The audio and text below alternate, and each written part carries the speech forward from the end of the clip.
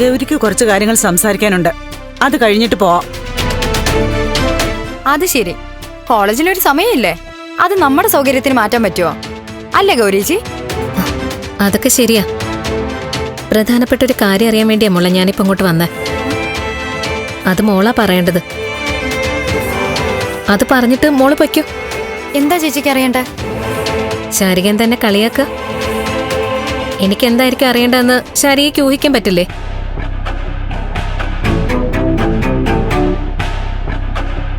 ശാരികയുടെയും നവീന്റെയും കല്യാണക്കാര്യം. ഓ എന്റെ പൊന്നോ, എന്റെ ചേച്ചി അത് ഇന്നലെ പറഞ്ഞു കഴിഞ്ഞ കാര്യമല്ലേ? ഇന്നലെ പറഞ്ഞു, പക്ഷെ അതിനൊരു വ്യക്തത വേണ്ടേ?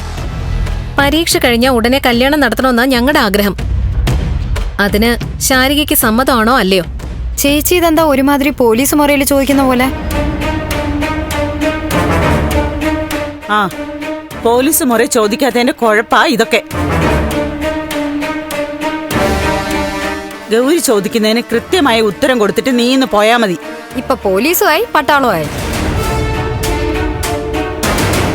മോളെ, നീ അങ്ങും ഇങ്ങും തൊടാതെ സംസാരിക്കുന്നത് നിർത്തി. കാര്യം എന്താണെന്ന് വെച്ചാൽ തെളിച്ച് പറ. ഇനി എന്ത് തെളിച്ച് പറയാനാച്ചാ? ദേ ഗൗരിയേച്ചി, കല്യാണം എന്ന് പറയുന്നത് ഒരാളെ നിർബന്ധിച്ച് ചെയ്യിക്കുന്ന ഒന്നല്ല.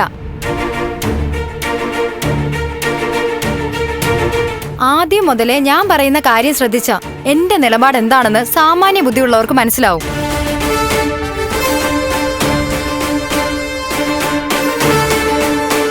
കല്യാണത്തിന് എനിക്ക് ഒട്ടും ധൃതിയില്ല എന്നും എന്റെ മേൽ മറ്റുള്ളവരുടെ താല്പര്യം അടിച്ചേൽപ്പിക്കരുതുമെന്നാ ഞാൻ ഉദ്ദേശിച്ചത്.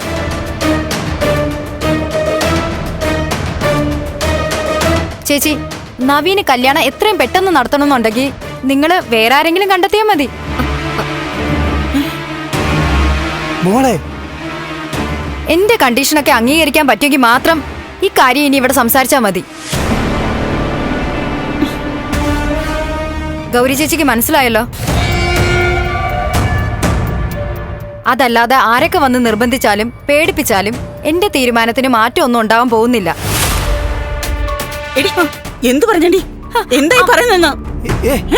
അമ്മേ, നീ എന്താ പറഞ്ഞതെന്ന്? നിന്നെ നീ ആന്റി, എന്തൊക്കെ ഇത്?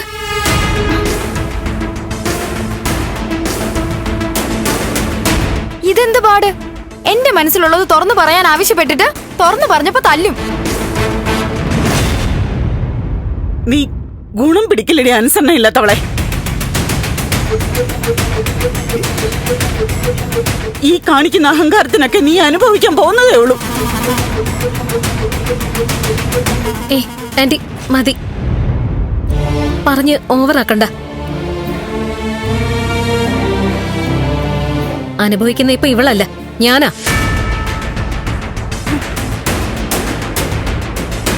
ഞാനാ ഈ ആലോചനയ്ക്ക് മുൻകൈ എടുത്തത്.